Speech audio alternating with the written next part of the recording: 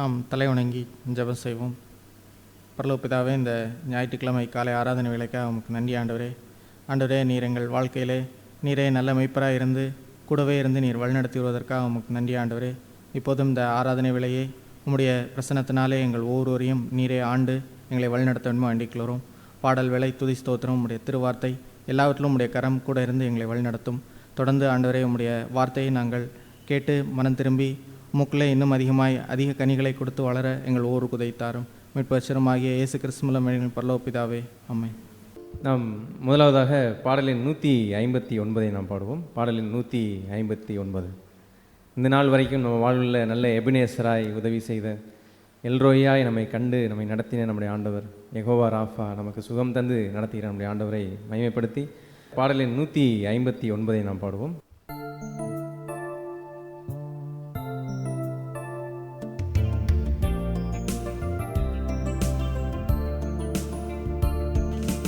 அன்பு கூறுவேன் இன்னும் அதிகமாய், ஆராதிப்பேன் இன்னும் ஆர்வமாய். அன்பு கூறுவேன் இன்னும் அதிகமாய், ஆராதிப்பேன் இன்னும் ஆர்வமாய். உம்மை முழு உள்ளத்தோடு ஆராதிப்பேன், முழு பலத்தோடு அன்பு கூறுவேன். ஆராதனை ஆராதனை ஆராதனை ஆராதனை ஆராதனை ஆராதனை ஆராதனை ஆராதனை. எபினேசரே எபினேசரே, இதுவரையில் உதவினீரே. எபினேசரே எபினேசரே, இதுவரையில் உதவினீரே. இதுவரையில் உதவினீரே. உம்மை முழு உள்ளத்தோடு ஆராதிப்பேன், முழு பலத்தோடு அன்பு கூறுவேன். ஆராதனை ஆராதனை ஆராதனை ஆராதனை ஆராதனை ஆராதனை ஆராதனை ஆராதனை. எல்ரோயி எல்ரோயி, என்னை கண்டீரே நன்றி ஐயா. எல்ரோயி எல்ரோயி, என்னை கண்டீரே நன்றி ஐயா.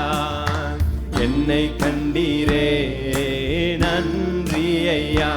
உம்மை முழு உள்ளத்தோடு ஆராதிப்பேன், முழு பலத்தோடு அன்பு கூறுவேன். ஆராதனை ஆராதனை ஆராதனை ஆராதனை ஆராதனை ஆராதனை ஆராதனை ஆராதனை.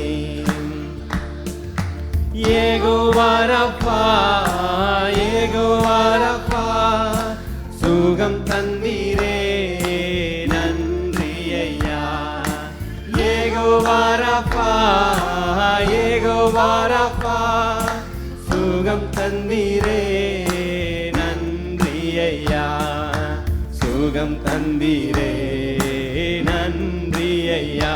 உம்மை முழு உள்ளத்தோடு ஆராதிப்பேன், முழு பலத்தோடு அன்பு கூறுவேன். ஆராதனை ஆராதனை ஆராதனை ஆராதனை ஆராதனை ஆராதனை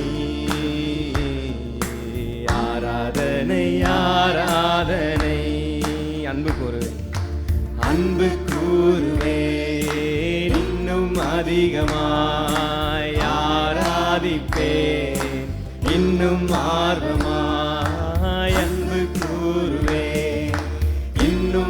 அதிகமாய் ஆராதிப்பேன் இன்னும் ஆர்வமாய் உம்மை முழு உள்ளத்தோடு ஆராதிப்பேன் முழு பலத்தோடு அன்பு கூறுவேன் ஆராதனை ஆராதனை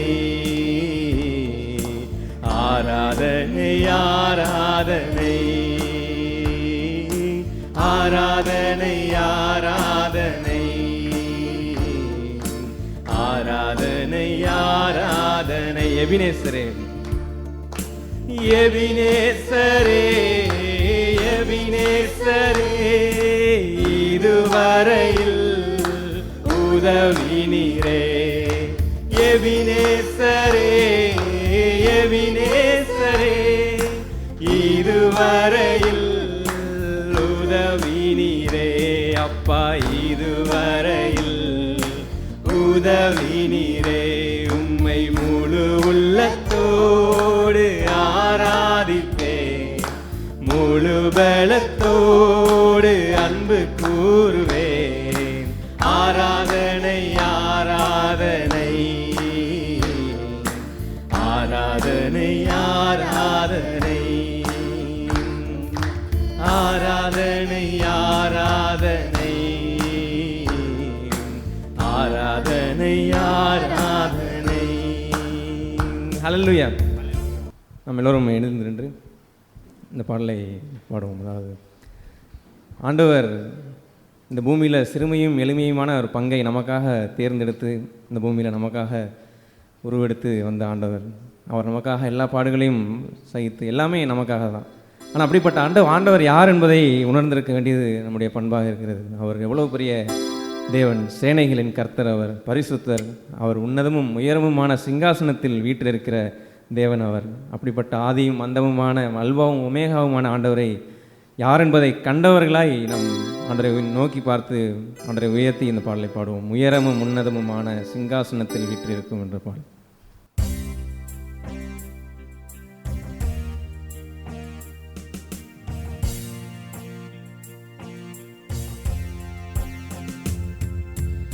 உயரமும் உன்னதமுமான சிங்காசனத்தில் வீற்றிருக்கும் உயரமும் உன்னதமுமான சிங்காசனத்தில் வீற்றிருக்கும் சேனைகளின் கர்த்தராகிய ராஜாவை என் கண்கள் காணட்டும் சேனைகளின் கர்த்தராகிய ராஜாவை என் கண்கள் காணட்டும் சேனைகளின் கர்த்தர் பரிசுத்தர் சேனைகளின் கர்த்தர் பரிசுத்தர் சேனைகளின் கர்த்தர் பரிசுத்தர் பரிசுத்தர் பரிசுத்தரே பரிசுத்தர் பரிசுத்தரே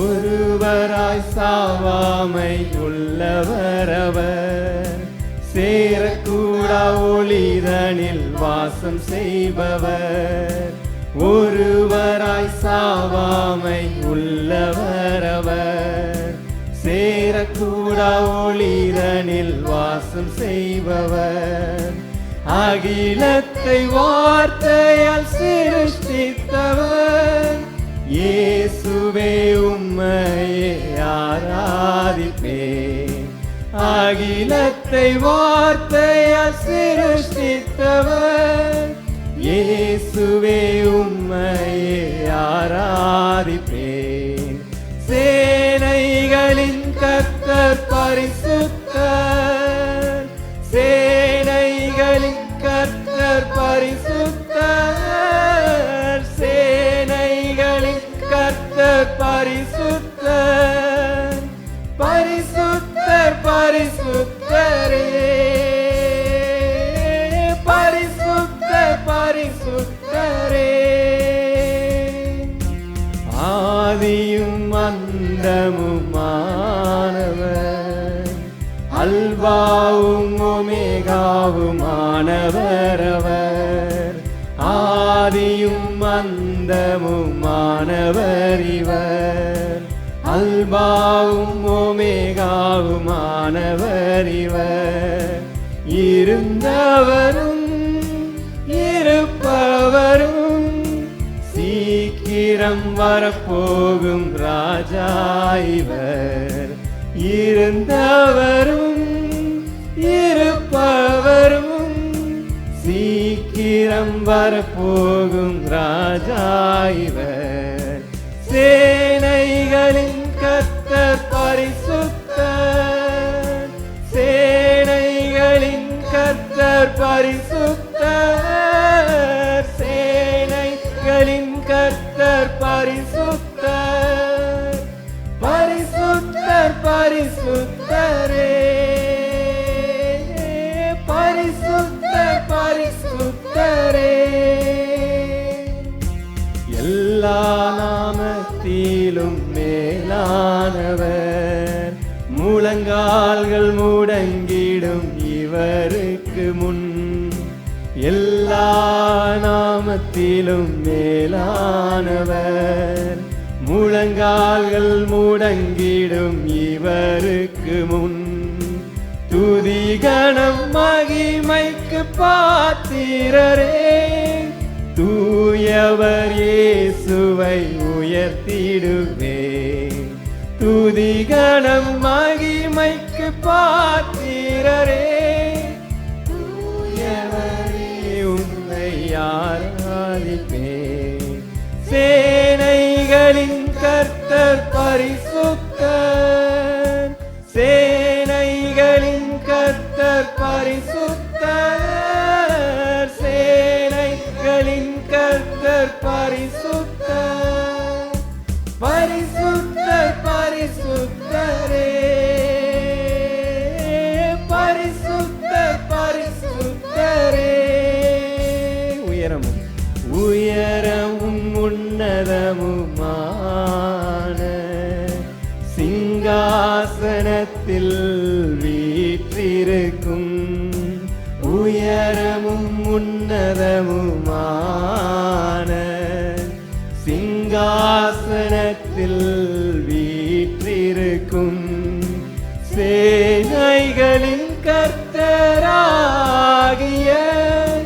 ராஜாவை என் கண்கள் காணட்டும், சேனைகளின் கர்த்தராகிய ராஜாவை என் கண்கள் காணட்டும், சேனைகளின் கர்த்தர் பரிசுத்தர், சேனைகளின் கர்த்தர் பரிசுத்தர், சேனைகளின் கர்த்தர் பரிசுத்தர், பரிசுத்தர் பரிசுத்தரே, பரிசுத்தர் பரிசுத்தரே. எல்லாரும் கரங்களை உயர்த்தி, சேனைகளின் கர்த்தர் பரிசுத்தர், சேனைகளின் கர்த்தர் பரிசுத்தர், சேனைகளின் கர்த்தர் பரிசுத்தர், பரிசுத்தர் பரிசுத்தரே, பரிசுத்தர் பரிசுத்தரே, பரிசுத்தர் பரிசுத்தர் பரிசுத்தரே, பரிசுத்தர் பரிசுத்தரே.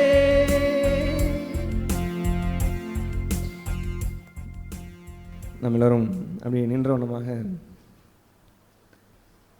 இந்த நாள் வரைக்கும் ஆண்டவர் எத்தனை நல்லவராகவே நம்ம வாழ்வில் இருந்தவர், அப்படிப்பட்ட ஆண்டவர் எவ்வளவு சர்வ வல்லவர் என்பதை தான் இப்போ நம்ம பாடணும். எவ்வளோ பெரிய ஆண்டவர், ஆனால் நம்மை முழு இதயத்தோடு நம்மை நேசித்து, அவர் ஒரு தகுதியும் இல்லாத நம்மை அவர் நேசித்து தன்னுடைய கிருபையை பொழிந்து இந்த நாள் வரைக்கும் நம்மை மறவாத, நம்மை காண்கின்ற நல்ல தேவனாகவே நம்ம நடத்தியிருக்கிறார். அப்படிப்பட்ட ஆண்டவரை என் பாடலில் பாடினது போல என் கண்கள் காணட்டும் என்பது தான், என் மனக்கண்கள் திறந்து என் தேவன் யார் என்பதை நான் பார்க்கும் பொழுது தான் நான் எப்படிப்பட்ட ஒரு பாக்கியமான ஒரு இடத்துல இருக்கேன்றதை நான் உணர முடியும். இப்படிப்பட்ட பாக்கியமான ஒரு வாழ்க்கையை தேவன் அருளின இந்த வாழ்க்கையை பெற்றிருக்கிற நாமும் அவரை துதிப்பதை தவிர இந்த பூமியில் வர என்ற பங்கு நமக்கு இருக்குது.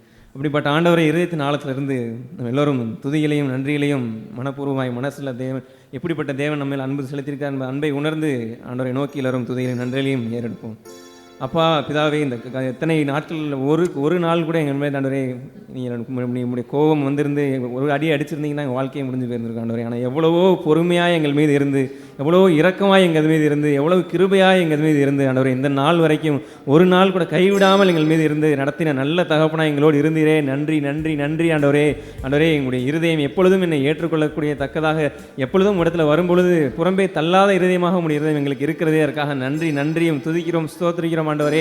எங்கள் குறைகளிலும் எங்களை அப்படியே நீங்கள் விடாதபடி எங்கள் குறைகள் எல்லாமே நிறைவாய் மாற்றிக்கொண்டு வருகிற நல்ல தகப்பனாக எங்களோடு இருக்கிறீங்களே. நன்றி நன்றி. உங்களுடைய ரத்தத்தினாலே கழுவி எங்களை சுத்திகரித்த உங்களுடைய கிருபைக்காக நன்றி. நீதிமான் என்று அழைக்கக்கூடிய அப்பா எங்களை அழைத்திருக்கிறீரே, அந்த பாக்கியத்திற்காக நன்றி நன்றி. துதிக்கிறேன், ஸ்தோத்திரிக்கிறேன் அப்பா.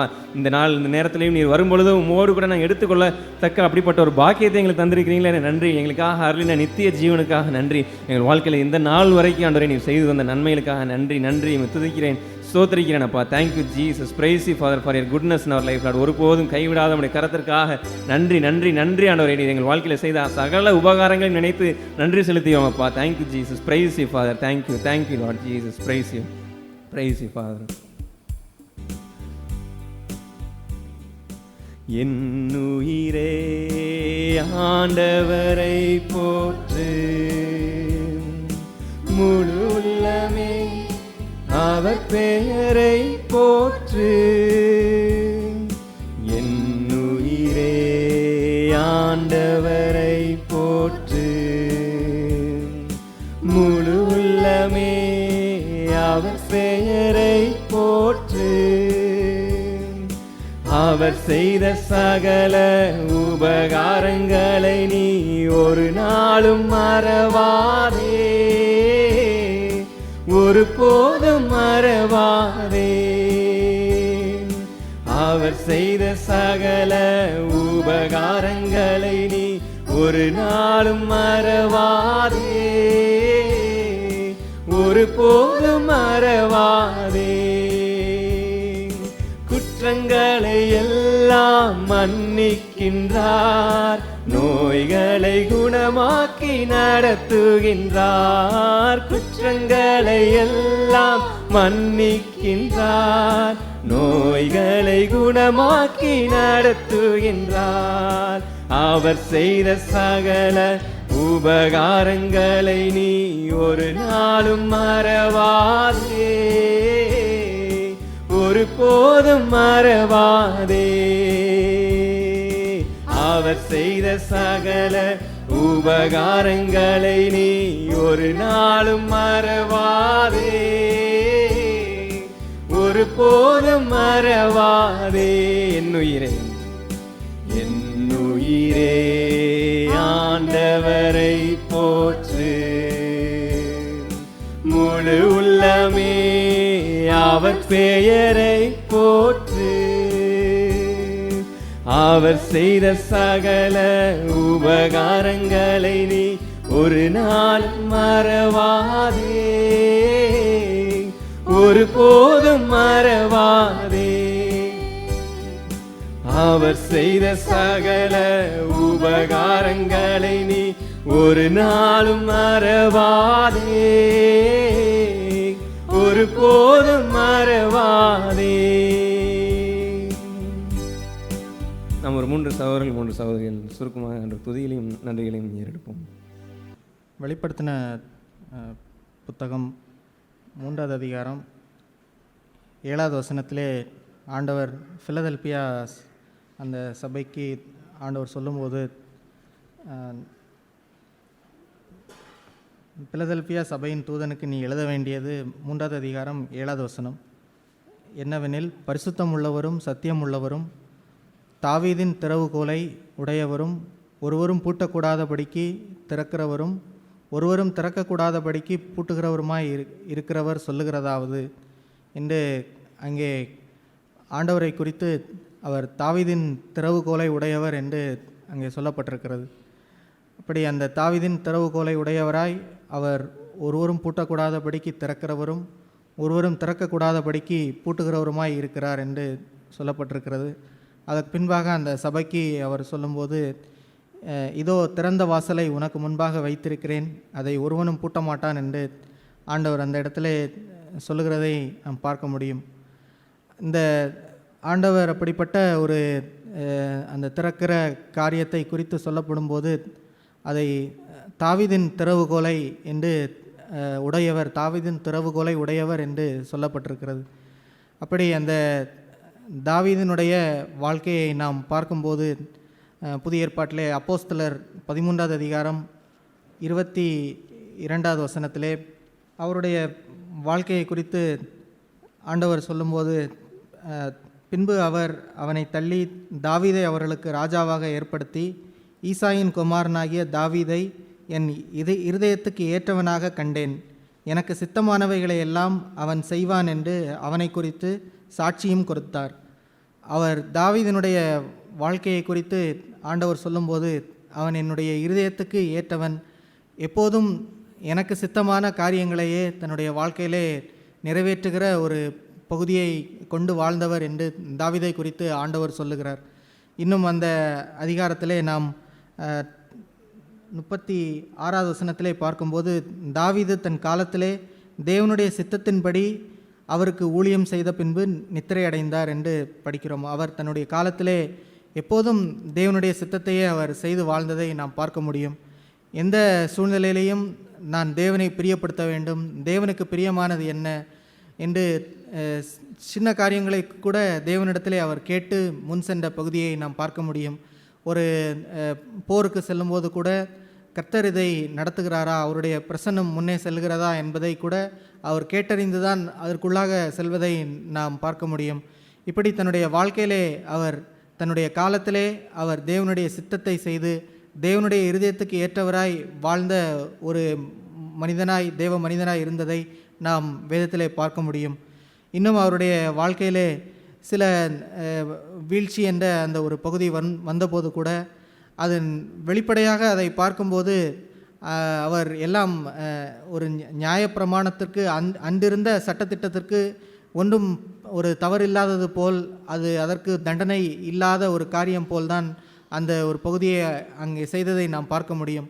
ஆனால் உள்ளான மனதிலே அங்கே ஒரு தந்திரமும் ஒரு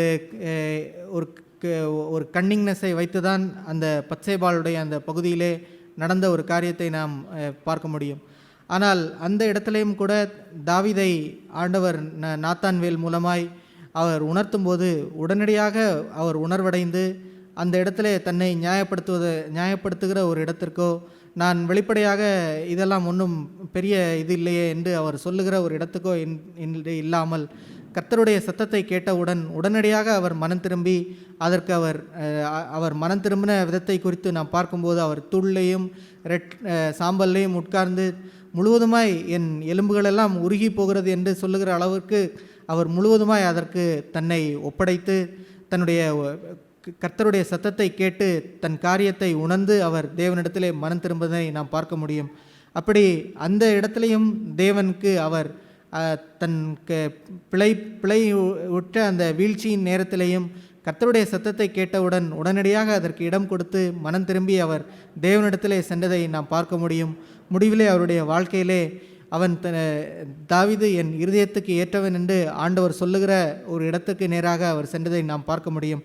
நாமும் நம்முடைய வாழ்க்கையிலே இன்று நாம் ஆவியானவருடைய சத்தத்துக்கு நாம் கேட்கும்போது, சத்தத்தை கேட்கும்போது உடனடியாக நாம் மனம் திரும்பி நாம் இதுபோன்று தாவீது மனம் திரும்பினது போல மனம் திரும்புகிற ஒரு வாழ்க்கைக்கு நேராகவே நாம் அழைக்கப்பட்டிருக்கிறோம்.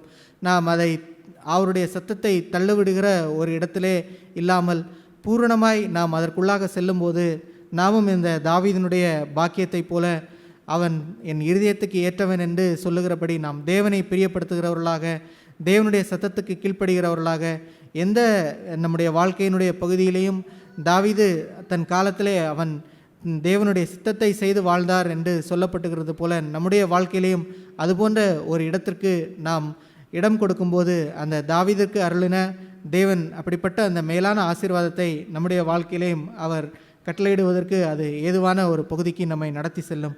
இன்னும் நாம் தாவீதினுடைய வாழ்க்கையிலே பார்க்கும்போது தேவன் அவருக்கு கொடுத்த அந்த ராஜ்யபாரத்தை, அந்த இஸ்ரேல் நாடு இன்னும் யூதயா நாடு என்ற அந்த 2 பகுதியையும் அவர் செம்மையாய் அதை விசாரித்து அவர் ராஜ்யபாரம் செய்ததை நாம் பார்க்க முடியும். இன்று கூட நாம் இஸ்ரேல் நாட்டினுடைய அவருடைய அந்த கொடியை பார்க்கும்போது அங்கே அந்த தாவீதினுடைய அந்த நட்சத்திரம், த ஸ்டார் ஆஃப் டேவிட் என்பதை அவர்கள் குறிப்பிட்டிருப்பார்கள். அந்த அவருடைய ராஜ்யபாரத்தை செம்மையாய் அவர் நேர்த்தியாய் அவர் செய்ததை நினைவாக கொண்டு அவர்கள் அதை வைத்திருப்பதை நாம் பார்க்க முடியும். ஆனால் அப்படிப்பட்ட ஒரு நல்ல ஒரு இஸ்ரவேலின் ராஜாவாக அவர் இருந்ததற்கு அவர் கொண்டிருந்த ஒரு பகுதியெல்லாம் தன்னுடைய சொந்த திறமையோ சொந்த பலனையோ என்று இல்லாமல் முழுவதுமாய் அவர் தேவனையே சார்ந்து வாழ்ந்ததை நாம் பார்க்க முடியும். நாம் சங்கீதத்திலே பல இடங்களிலே நாம் பார்க்கும்போது தாவீது அதை அநேக இடங்களிலே அவர் அறிக்கை செய்வதை நாம் பார்க்க முடியும். நான் இரதத்தை குறித்தோ குதிரையை குறித்தோ மேன்மை பாராட்டாமல் என் கர்த்தரையே நான் நம்பியிருக்கிறேன் என்று நாம் அவர் சொல்வதை பார்க்க முடியும். பூமியின் அதன் நிறைவும் கர்த்தருடையது என்று அவர் சொல்வதை நாம் பார்க்க முடியும். இன்னும் நாம் சங்கீதத்திலே நாம் பார்க்கும்போது 16வது அதிகாரம் 8வது வசனத்திலே, கர்த்தரை எப்பொழுதும் எனக்கு முன்பாக வைத்திருக்கிறேன், அவர் என் வலது பார்சத்தில் இருக்கிறபடியால் நான் அசைக்கப்படுவதில்லை என்று அவர் சொல்வதை பார்க்க முடியும். எப்போதும் கர்த்தரையே முன்பாக வைத்து அவருக்கு கொடுக்கப்பட்ட அந்த ராஜ்யபாரத்தை கூட கர்த்தரையே வலது பார்சத்தில் வைத்து அவர் செய்ததை நாம் பார்க்க முடியும். எனவே அவருடைய எல்லா காரியங்கள்லையும் தன்னுடைய சொந்த திறமையோ சொந்த பலத்தையோ என்று இல்லாமல் தேவனையே தனது வலது பார்சத்திலே வைத்து தன்னுடைய சிங்காசனத்தில் கூட தேவனையே அவர் அமர வைத்து என்று எல்லா பகுதியிலேயும் தேவன் என்று முன்வைத்து வாழ்ந்த ஒரு வாழ்க்கையை நாம் பார்க்க முடியும்.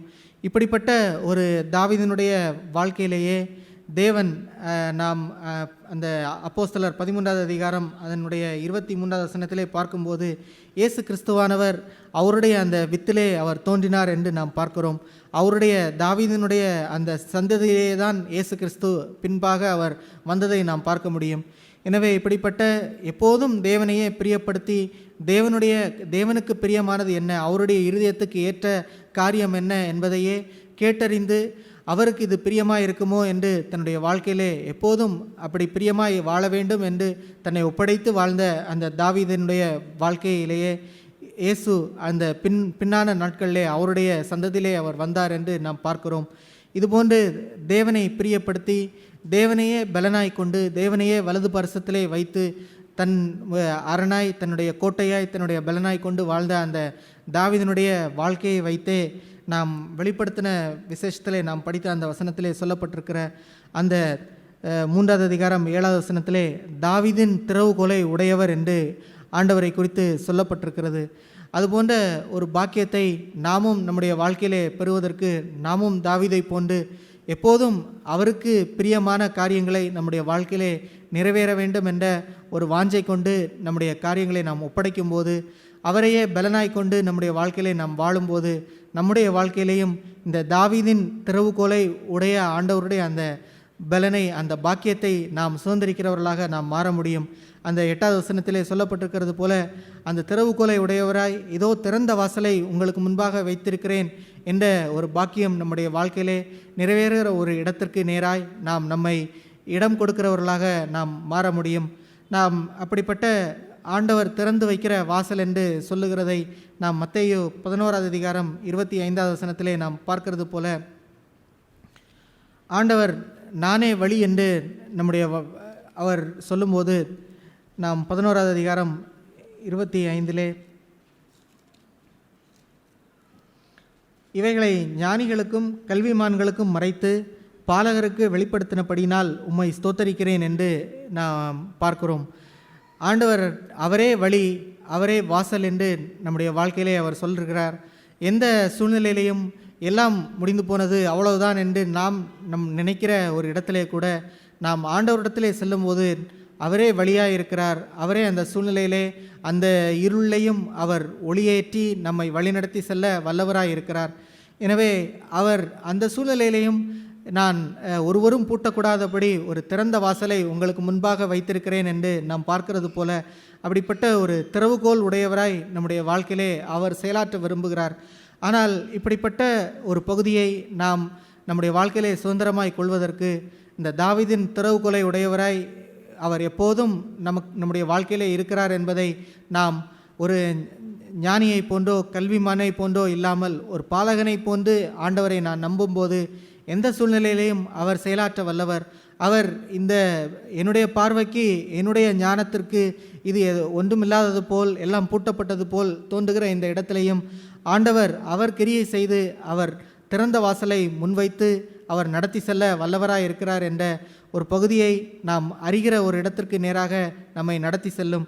அந்த தாவீதின் திறவுகோலை உடையவர்களாய் வாழ்கிற ஒரு பாக்கியம் என்பது அவரையே நாம் பிரியப்படுத்தி அவரையே நான் பலனாய் வைத்து நான் வாழும்போது நான் இப்படிப்பட்ட எந்த சூழ்நிலையிலையும் தேவன் என் தாவீதின் திறவுகோலை என்னுடைய வாழ்க்கையிலே வைத்திருக்கிறார், அவரே வாசல், அவரே வழி என்பதை விசுவாசிக்கும்படியாகவும் அதற்குள்ளாக கடந்து செல்லும்படியாகவும் தேவன் நடத்தி செல்லுகிற ஒரு வாழ்க்கைக்குள்ளேராக நாம் செல்ல முடியும். அப்படி நடத்துகிற அவருடைய தாவீதின் திறவுகோலாய் வைத்து ஒரு திறந்தளிக்கிற ஒரு பகுதியிலே நேராக நடத்துகிற ஒரு இடம் என்பதை ஒருவரும் பூட்டக்கூடாத ஒரு பகுதியாய் அது இருக்கிறதை நாம் பார்க்க முடியும்.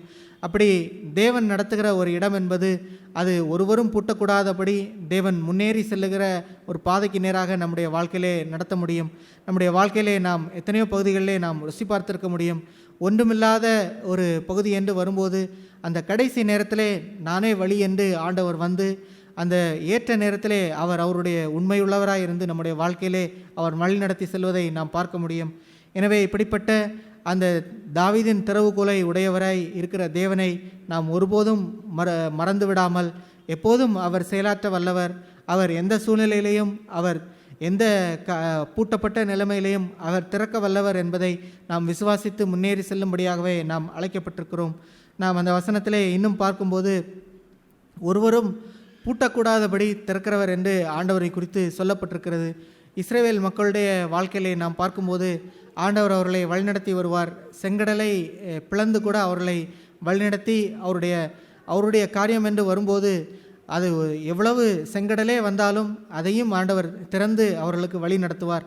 ஆனால் அவர்களை வழிநடத்தி அவர்கள் அக்கறை சென்ற பின்பு அவர்களை பாதுகாப்பதற்காக தேவன் அந்த செங்கடலை மீண்டுமாய் பூட்டி வைப்பதை நாம் பார்க்க முடியும். அந்த பூட்டின ஒரு பகுதியிலே அந்த பின்தொடர்ந்து வந்த பார்வோனும் அவனுடைய ரதங்களும் அந்த எகிப்தின் எல்லோரும் அந்த இடத்திலே அழிந்ததை நாம் பார்க்க முடியும்.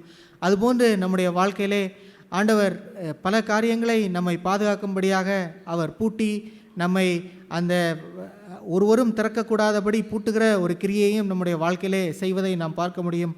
இதுபோன்ற ஒரு தாவீதின் திறவுகோலை உடையவராய் ஆண்டவர் நம்முடைய வாழ்க்கையிலே செயலாற்றுவதற்கு நாம் தாவீதினுடைய வாழ்க்கையை பார்த்தது போன்று அவருடைய வாழ்க்கையிலே அவர் எப்போதும் தேவனுக்கு பிரியமானதை செய்ததை நாம் பார்க்க முடியும்.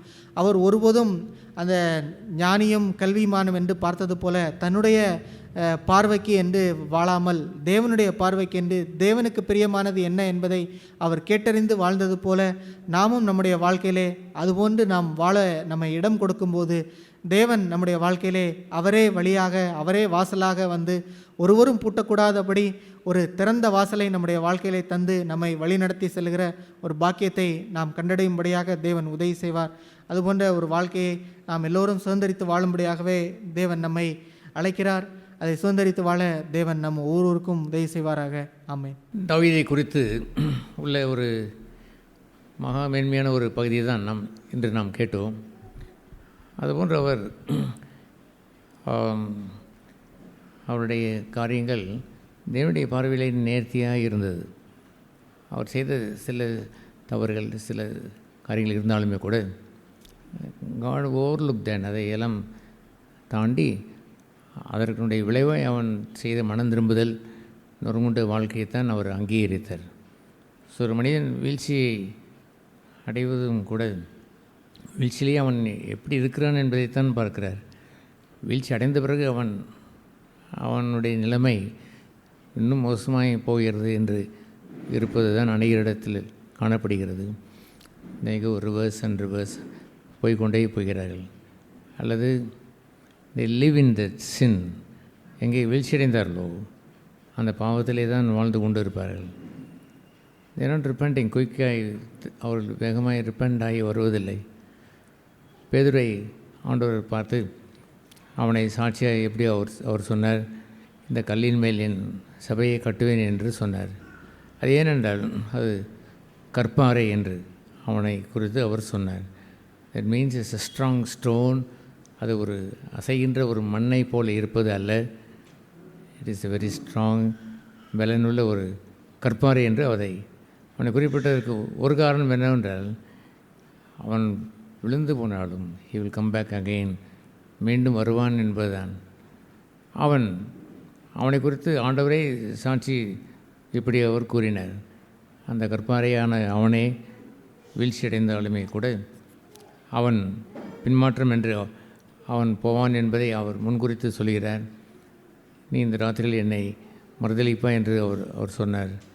ஆனால் அவர் சொன்ன இன்னொரு அவனை குறித்த ஒரு கேரக்டர், அந்த கற்பாறைக்குரிய கேரக்டர் என்னவென்றால், after you return to me, நீ என்னிடத்தில் திரும்பி வந்த பிறகு. It's a wonderful thing. எப்பொழுது அவன் திரும்பி வந்தான், அந்த சேவல் கூவிடும் 3 வேளையில் என்று சொல்லுகின்ற ஒரு 15 நிமிடத்திற்குள்ளான ஒரு நிகழ்ச்சியை தான் அவரை மறுதளிக்கிறான். அண்ட் இம்மீடியட்லி, உடனடியாக ஆண்டவர் அவனை திரும்பி பார்க்க, இவனும் அவரை திரும்பி பார்க்க, ஹி ரிட்டர்ன் டு ஹிம், அவரிடத்தில் திரும்பி வந்து மனம் கசந்து அழுகிறானே பாருங்கள். That is the solid stone. கிறிஸ்தவ வாழ்க்கையிலே இது போன்ற சாலிட் ஸ்டோன் இல்லாதவர்களை தேவன் ஒரு நாளும் விரும்பி தன் சபையை வைத்து கட்டுவது இல்லை. தே ஃபால் பேக், கீழே விழுகிறார்கள். That's right. ஆனால் அவனை நீதிமானை மாற்ற வல்லவர் இடத்திலே அவனை ஒப்பு கொடுத்துருப்பான் என்றால், அது நீதிமானுடைய வீழ்ச்சியை மாற்றி, நீதிமான் 7 முறை விழுந்தாலும் 7ஆவது முறை எழுந்திருப்பான் அல்ல. எவ்ரி டைம் முதல் முறை எழுந்திருப்பான், 2ஆம் முறை எழுந்திருப்பான், 3ஆம் முறை எழுந்திருப்பான், 4ஆம் முறை எழுந்திருப்பான்.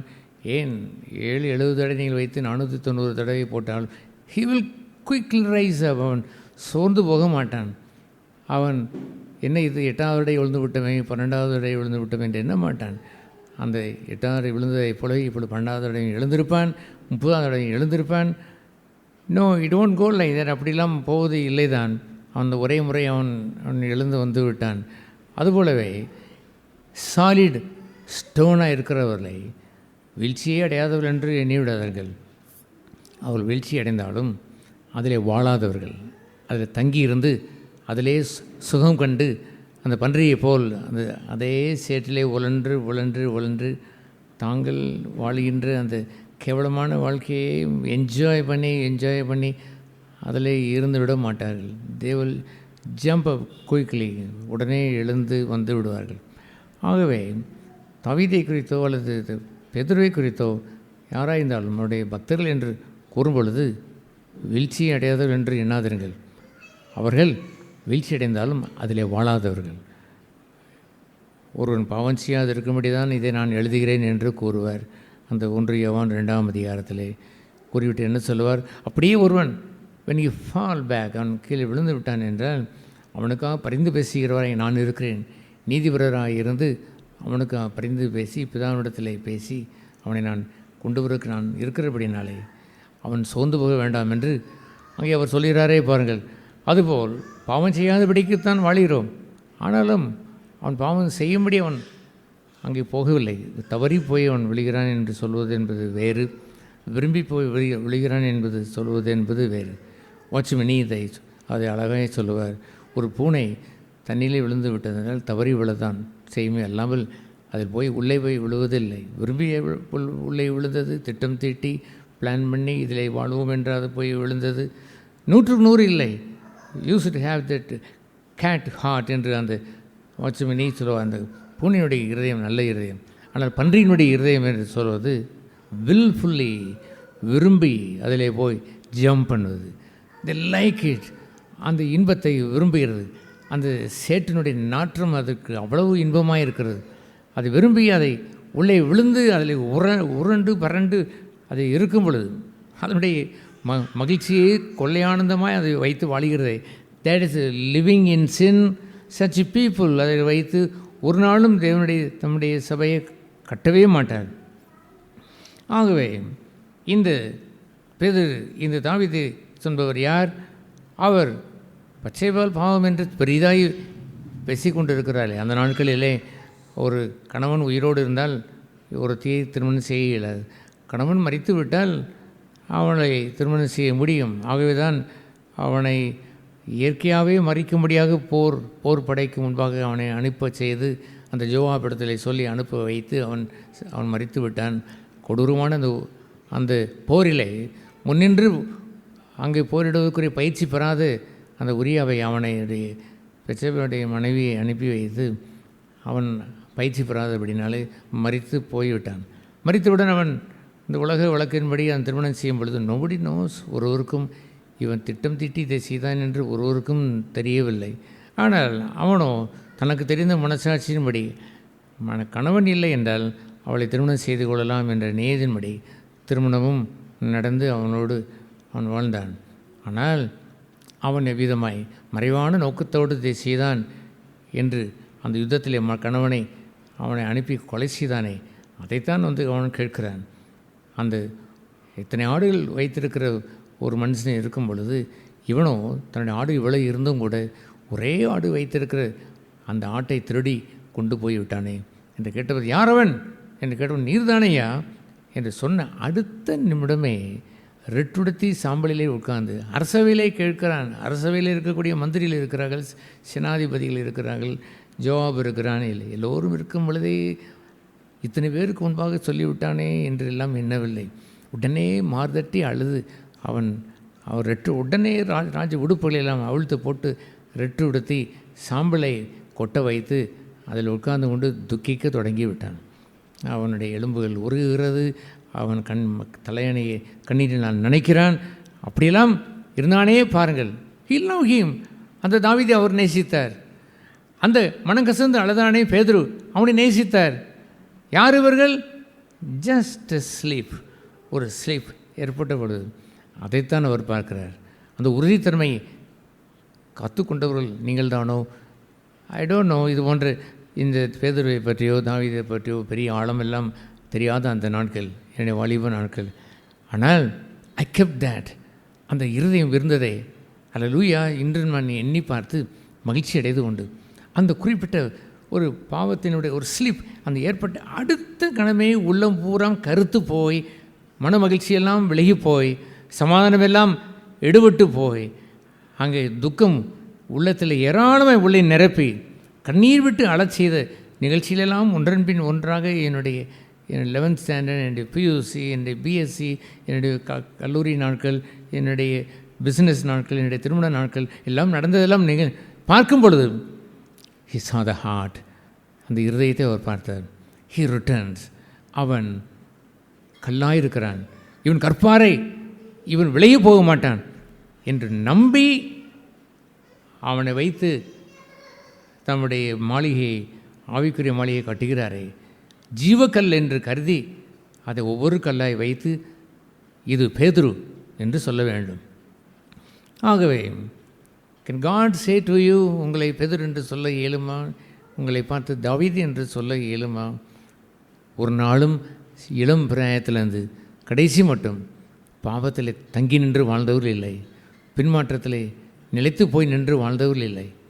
ஆகவே இந்த தாவீதை குறித்த ஒரு சாட்சி என்று சொல்வதை என்ன அருமையாக அங்கே எழுதி வைத்திருக்கிற அப்போஸ்தலர் நடவடிக்கைகள் வாசித்ததன்படி 13ஆம் வசனம், தாவீது அந்த 13ஆம் அதிகாரம் அந்த 22ஆம் வசனம், தாவீது அவர் என் இருதயத்துக்கு ஏற்றவனாக கண்டேன். ஹல்லேலூயா. என் இருதயத்திற்கு ஏற்றவனாக கண்டேன், எனக்கு சித்தமானவர்களை எல்லாம் அவன் செய்வான் என்று அவனை குறித்து சாட்சியும் கொடுத்தார். ஹல்லேலூயா. காட் வாண்ட்ஸ் எ டெஸ்டிமனி. அவருக்கு சாட்சி வேண்டும். ஒருவருக்கும் தெய்வம் தன்னையே நிலைநிறுத்தி, பார்த்தீங்களா, ஐ ஆம் காட், நான் தேவன், பராக்கிரமம் செய்கிறவனா, அதை நான் செய்வேன், இதை நான் செய்வேன் என்று சொன்னதில்லை. இந்த வேத புத்தகத்தின் ஆரம்பம் தொடங்கி முடிவு வரைக்கும் காட் வாண்ட்ஸ் டெஸ்டிமனி, சாட்சி வேண்டும். ஆவியும் மனவாட்டியும் சேர்ந்து சொல்வது தான் சாட்சி. ஆவியானவர் வந்து நின்று, பாரும் உங்களுடைய மனவாட்டியை, அவள் ஆயத்தமாக இருக்கிறாள், பழுதற்றவளாய் மாறி இருக்கிறாள், குறையற்றவளாய் இருக்கிறாள், தன்னை ஆயத்தப்படுத்தி கொண்ட மனவாட்டி என்று இருவரும் சேர்ந்து வாரும் மணவாளனை வாரும் என்று அழைத்தார்கள் என்று அங்கே எழுதப்பட்டிருக்கிறது. Without the testimony God won't work in this இந்த ஹோல் உலகத்திலையும் அவர் ஒரு கிரியை நடப்பிப்பதே இல்லை. ஒருவரும் போகவில்லை என்று சொன்னவுடன் யார் இல்லை, இதோ நான் இருக்கிறேன் என்னை அனுப்பும் என்று சொல்லுகிற ஒருவன் இருக்க வேண்டும். நான் ஒருவனை தேடினேன் பார்க்கவில்லை என்று சொல்வதெல்லாம் எல்லோரும் கிறிஸ்தவர்கள் இருக்கத்தான் செய்கிறார்கள். பாகாலுக்கு முழங்காலிடாத 4000 பேர் அங்கே இருந்தாலும் தான் என்ன அவருக்கு வேண்டியதெல்லாம் he wanted testimony. This is the man I wanted. என் இருதயத்திற்கு ஏற்றவன் என்று சொல்லிற சாட்சி வைத்து தான் he will come to the people. ஜனங்களிடத்திலே வருவார். மோசையை வைத்துத்தான் ஜனங்களிடத்திலே வருவார். யோசுவாவை வைத்துத்தான் ஜனங்களிடத்திலே வருவார். எலியாவை வைத்துத்தான் ஜனங்களிடத்திலே வருவார். ஆபிரகாமை காண்பித்துத்தான் ஜனங்களிடத்திலே வருவார். Full of testimony. அவர் எபிரேயர் 11ஆம் அதிகாரத்திலே நீ வாசித்து பார்த்தார். எத்தனை அருமையான சாட்சிகளெல்லாம் இயேசு தேவன் மனதிலே வைத்து தன்னுடைய வார்த்தைகளில் எழுதி வைத்திருக்கிறார் பாருங்கள். ஆபேல் தொடங்கி கடைசி முடிவடைகின்ற அத்தனை தேவன் தெரிந்து கொண்ட சாட்சிகள் எல்லாம் எழுதி இத்தனை மேகமுள்ள திரளான சாட்சிகள் என்று அகமகிழ்ந்து போனார். ஹல்லேலூயா. பட் எட் ஆகிலும் கூட அவர் டெஸ்டிமனி பின்னால் வரக்கூடிய இயேசு கிறிஸ்து வைத்து வரக்கூடிய டெஸ்டிமனி இருக்கிறதே, விசுவாசத்தை துவங்குகிறவரும் முடிக்கிறவருமாகிய இயேசு கிறிஸ்துவை பின்பற்றுகிறவர்கள், சிலுவையை சகித்து வாழ்கின்றவர்கள் என்று அந்த டெஸ்டிமனி தான் மெய்யான தெய்வத்தை சார்ந்த ஒரு டெஸ்டிமனி என்றும் தெய்வகுமாரனாய் மாறுவதற்குரிய டெஸ்டிமனி என்றும், அவர் பிதாவாய் இருந்து நீங்கள் அவருடைய குமாரனாய் இருந்து உங்களை சிச்சித்து வணைந்து வருகின்ற அந்த சாட்சி என்றும் அதை கோரி வைத்து முடிப்பார். God wants a testimony. He wants a testimony. என்னை அவர் சாட்சியை இருக்க விரும்புகிறார். அந்த நாட்களை பெந்தகோஸ்தையிலே நான் சபையில் இருக்கும் பொழுது எல்லா பல பெந்தகோஸ்தை சபைகளுக்கு நான் கடந்து நான் சத்தியத்தை தேடி நான் வாழ்ந்திருக்கிறேன். நான் எங்கே போயிருக்கிறேன். ஆரம்ப நாட்களில் சிஎஸ்சில் இருந்து லுதரனில் தொடங்கி பின்பு நான் சிபிஎம்முக்கு நான் போய் அங்கே சர்ச் ஆஃப் காடுக்கு நான் செல்வது, அங்கே ஐபிசி சபைக்கு நான் சென்றது, சிலான் பெண்டிகாஸ்டுக்கு சென்றது, குட் சமாரிட்டனுக்கு சென்றது, அப்படியெல்லாம் தேடி என்ற இடங்களெல்லாம் எல்லா இடங்களிலும் இருந்த ஒரே காரியத்தை பல காரியங்கள் இருக்கிறது ஒரே காரியமாய். அதில் ஒன்று என்னவென்று சொன்னார், சாட்சி சொல்வது. அவர் எழுந்து நின்று எனக்கு நான் காசு இல்லாமல் இருந்தது, நான் ஜெபம் பண்ணினேன். அந்த பக்கத்து விட்டு அம்மா ஒரு ரூபாயை கொஞ்சம் கொடுத்து விட்டு போனார்கள். அதை இருக்கட்டும் 2 நாள் கழித்து வாங்கிக்கிறேன்னு சொன்னால் உடனே நான் செலவழித்து விட்டேன். கர்த்தர் ஏற்ற நேரத்தில் கொடுத்து விட்டார் என்று 2 நாள் கழித்து வாங்கக்கூடியதை பத்திரமாக வைக்க வேண்டும் என்று பொறுப்பு இல்லாமல் அதை வாங்கி வைத்து சாப்பிட்டார்களாம். அதையும் சாட்சி சொல்வதும் அதற்கும் அல்லேலூயா ஸ்தோத்திரம் என்று சாட்சி கரம் தட்டுவது. Who wanted testimony? இந்த சாட்சி யார் கேட்டார்? நீங்கள் போய் அந்த திருப்பதி அந்த மலையானுடைய அடிவாரத்தில் அந்த திருப்பதியில் கீழே போய் சாட்சி கூடாரம் என்று வைத்து மொட்டையடித்து வருவர்களெல்லாம் வாங்கள் என்ன மொட்டையடித்தீர்கள்? அதுவா, நான் எங்களுடைய வியாபாரத்தில் இதை கேட்டேன், திருமலையான் எனக்கு கொடுத்தான் என்று அவன் சொல்லுவான். இன்னொருவார்கள் உங்கள் என்ன நடந்தது? ஐயோ என் பிள்ளைக்கு வயிற்று வலி அது சுகமாக்க வேண்டும் என்று கேட்டேன், அவர் வயிற்று வலியை சுகமாக்கினார், ஆகியால் நான் காணிக்கை போட்டு முடியும் கொடுத்து விட்டு வந்திருக்கிறேன். எப்படி எத்தனை சாட்சி டெஸ்டிமனி அது சொல்லுவார். This testimony God wants. இது போன்ற சாட்சியை அவர் கேட்டார். வயிறு நிறைந்திருக்கிறதுனால் என்னை சாட்சி சொல்ல பின்பற்றி வந்து விட்டீர்களே, இதற்காக நான் வந்தேன். அழியாத நித்திய போஜனம் உங்களுக்கு உண்டோ? நீங்கள் உங்களுடைய வாழ்க்கையில் என்னை நேசித்து பின்பற்றியுள்ள இருக்கிறீர்களா? நான் கொடுப்பதை வாங்குவதற்காக வந்து கொண்டு இருக்கிறீர்களா என்று கேட்டு இதற்காக வராதர் என்று ஃபுல் ஸ்டாப் வைத்தார். டெஸ்டிமனி என்று சொல்லுவதெல்லாம் God wants you. God wants me. I am called to be a testimony. என்னை சாட்சியை வைத்திருக்கிறார். God want to make me to stand up many times. அநேக சமயம் நிறுத்தி வைத்து நிலைநிற்க வைத்து to show to others, மற்றவர்கள் காண்பிக்கும்படி வைத்திருக்கிறார். Can God trust you like that? தேவன் உங்களை அப்படி நம்ப முடியுமா? உங்களை நம்பி see that brother, see that sister என்று பெயரை சொல்லி அழைத்து, தாவீது என்று பெயரை சொல்லி அழைத்து, பேதுரு என்று பெயர் சொல்லி அழைத்து, அசையாத நிலைத்து நிற்கணும் என்று அழைத்து சாட்சி என்று சொல்வதற்கு முடியுமா? உங்கள் வாழ்க்கையிலே பல்வேறு வகையாக பிரித்து பாருங்கள். அந்த நாளிலே அந்த யோகாவுடைய ஒரு வாழ்க்கையை குறித்து அவன் எழுதுகிறான். வாழ்க்கை 8 பங்கு என்று சொல்கிறான். 8 பங்காய் பிரித்து வைத்து பார்த்தால் கடைசி பங்கு 8வது பங்காய் அவன் வாழ்க்கையை வயதை வைத்து அவன் பிரித்து வைக்கிறான். அதுபோல் உங்களுடைய வாழ்க்கையை கிறிஸ்துவ வாழ்க்கையை வகையாக வைத்து பிரித்து வைத்து பார்த்து have you been testimony like that? நீங்கள் சோதிக்கப்பட்ட அந்த வாலிப நாட்களை எண்ணிப்பார்கள். சாட்சியாக நின்றீர்களா? குறைவுட்டோம் என்று சொன்னாலும் கூட பரவாயில்லை என்று நாம் இங்கே வாசித்தோமே. அதுபோல் நீங்கள் உடனே எழுந்தது உண்டா? பாவத்திலே கடந்து மாய்ந்து வாழ்ந்தீர்களா? அதற்கு பிறகு வந்தீர்களே இன்னொரு உங்களுடைய வாலிபத்தை தாண்டியும் உங்களுடைய திருமண வாழ்க்கை, அங்கே உங்களுடைய சாட்சி எங்கே போனது? உங்களுடைய பிள்ளைகளை பெற்று வாழ்ந்து கொண்டிருக்கும் பொழுது வந்த பணத்து நிமித்தம் ஏற்பட்ட சோதனைகள் வந்ததே, அங்கே உங்களுடைய சாட்சி எப்படி இருந்தது? சபையிலே வரும்பொழுது சகோதரர்களுக்குள்ளே சகோதரிகளுக்குள்ளே என்று வாழும் பொழுது உள்ள உங்களுடைய சாட்சி எப்படிப்பட்டதாக இருந்தது? He wanted testimony. அதைத்தான் அவர் சொல்கிறார். அவனை குறித்து சாட்சியும் கொடுத்தார். The testimony. God wants a testimony. Without testimony, God cannot expose himself. ஒரு சாட்சி என்று ஒருவன் இல்லை என்றால் அவனுக்கு பின்னாலிருந்து தன்னை அவர் வெளிப்படுத்தி காண்பிக்கவே முடியாது ஐயா. காட் அவனுக்கு தெரியாது. தாவீதுக்கு என்னத்தை அவன் இதை வைத்து சாட்சியாக வைக்க போகிறார் என்று அவனுக்கு தெரியுமா? தாவீதின் திறவுகோல் என்று தன்னை குறித்து சொல்லப் போகிறார் என்று தான் அவனுக்கு தெரியுமா? God watched everything. அவனுடைய முடிவு வரைக்கும் உள்ள வாழ்க்கையை அவன் பார்த்து he made him a testimony. புதிய ஏற்பாட்டிற்கே மையமான நாயகனாய் வைத்து தாவீதின் சந்ததியிலேயே பிறந்தவர் இந்த இயேசு கிறிஸ்து. தாவீதின் மைந்தனுக்கு ஓசன்னா என்று பாடும்படியான ஒரு நிலையை ஏற்படுத்தி வைத்தது அவனுக்கு தெரிந்ததா? இல்லை. அதுபோன்ற ஒரு அற்புதமான ஒரு வாழ்க்கையை நீங்கள் வாழ்வதும் உங்களை பயன்படுத்தி ஒரு டெஸ்டிமோனியை சாட்சி நிலைநிறுத்துவதும் ஆச்சரியமான ஒரு வாழ்க்கை என்பதை அறிய வேண்டாமா? வாட் வில் ஹேப்பன் நான் இந்த சூழ்நிலை மத்தியில் என்ன நடக்கப் போகிறது? God will see you. உங்களை பார்த்து கொண்டு இருக்கிறார். இவனை சாட்சியாய் வைக்க வேண்டும் என்று விரும்புகிறேன். இவனோ புரண்டு விழுகிறான். இவன் நிலைத்து நிற்கிறவனாய் இல்லை, பேதுருவை போல் இல்லை. சரி, விழுந்தாலும் பரவாயில்லை. உடனே அவன் எழுந்தானா? உடனே எழுந்தவன் பாவத்தில் வாழாமல் அதில் தரித்து இருக்காமல் அந்த விழுந்த இடத்துல கிடக்காமல் எழுந்து நடந்தானா என்றெல்லாம் பார்க்கிறார். He want to make a testimony. உங்களை மெனை வைத்து ஒரு சாட்சியாய் நிலைநிறுத்த அவர் விரும்புகிறார். அல்லேலூயா. அதை அவர் கீழே என்ன நீங்கள் வாசித்து 36 வசனம் அப்போஸ்தலர் 13:36 தாவீது தன் காலத்திலே தேவனுடைய சித்தத்தின்படி அவருக்கு ஊழியம் செய்த பின்பு நித்திரை அடைந்தான். தன் காலத்திலே, அவன் காலத்திலே. அல்லேலூயா. உங்கள் காலத்திலே சிஸ்டர், உங்கள் காலத்திலே பிரதர், உங்கள் காலத்திலே He wants you. மரண பரியந்தம் நித்திரை அடையும் மட்டும், ஒருவேளை கர்த்தர் வரும் மட்டும் உங்களை வைத்து அல்லது அந்த காலங்களிலே வகை வகையாக பிரித்து வைத்து உங்களுக்கு காலங்களை வைத்து அவர் அநேருக்கு அதை சாட்சியாக சொல்லுவார். எப்படி இருந்திருக்க வேண்டும்? அவனவன் தன் காலத்திலே வாழ வேண்டும். உங்கள் காலத்திலே நீங்கள் வாழ்வதற்கு உங்களை சாட்சியாக விரும்புகிறார். என்ன இந்த முழு உலகத்திலேயும் என்னை போய் அவர் சாட்சியாக இருக்க விரும்புகிறார்? அப்படியெல்லாம் சொல்லி தப்பித்து கொள்ளாதீர்கள். That's a great responsibility. ஒரு மிகப்பெரிய பொறுப்பு. இயேசு தன் இரத்தத்தை சிந்தி உங்களை மீட்டதற்குரிய மிகப்பெரிய பொறுப்பு என்னவென்று சொன்னால், உங்கள் காலத்தில் தான் உங்களை அவர் கண்காணித்து கொண்டிருக்கிறார். எதற்காக கண்காணிக்கின்றார்? சம்திங், ஏதாவது ஒரு விசேஷத்தை அவர் எடுத்து அதை அநேகருக்கு சாட்சியாக நிலைநிறுத்தும்படி அவரை விரும்புகிறார். அவன் காலத்திலே அவன் கொஞ்சம் பெத்சேபா இடத்தில் பாவம் செய்தான் என்பதை வைத்து அதே அவர் சாட்சியை வைத்து இதை வாழுங்களப்பா என்று அவர் சொல்ல போகிறார்.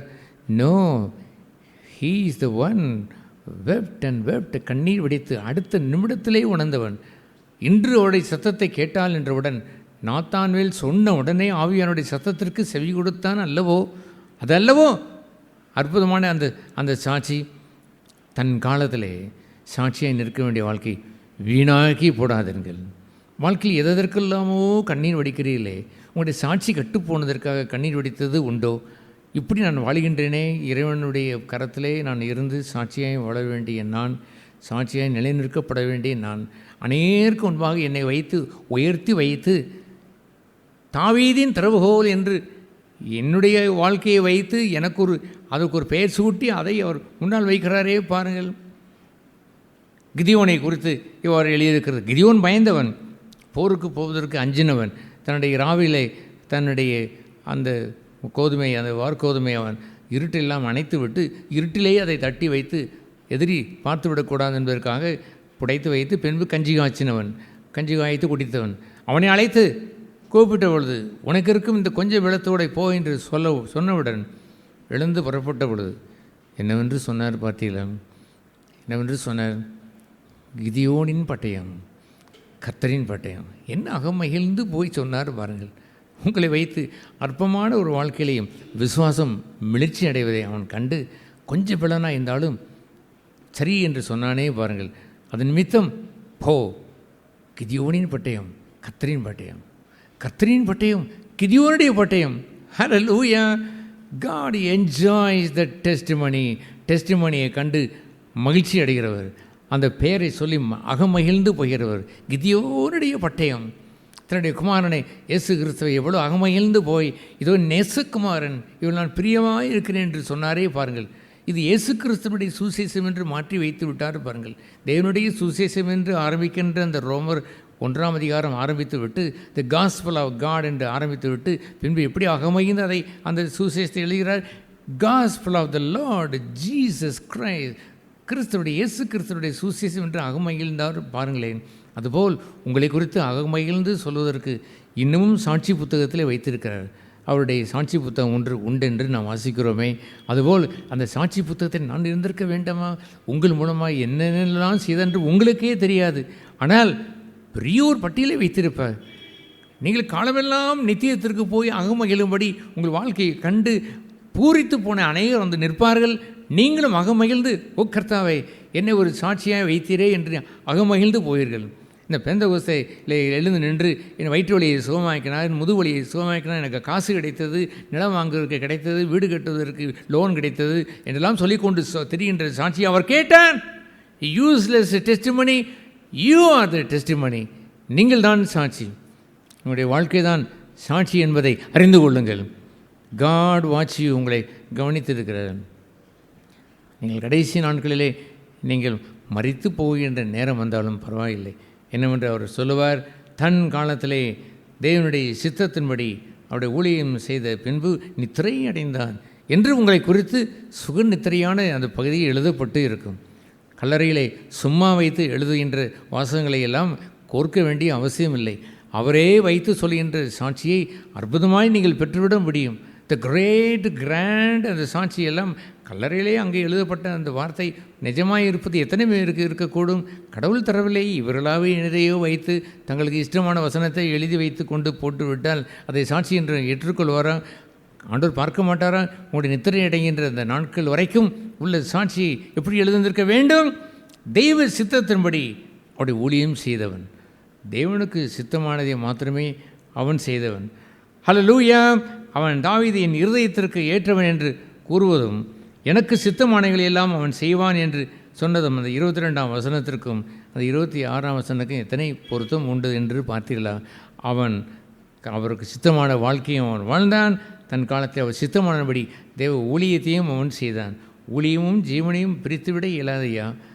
அங்கே நீங்கள் வாசித்த பிலதெல்பியா சபை என்று சொல்வது ஒரு மகா மேன்மையான ஒரு சபை.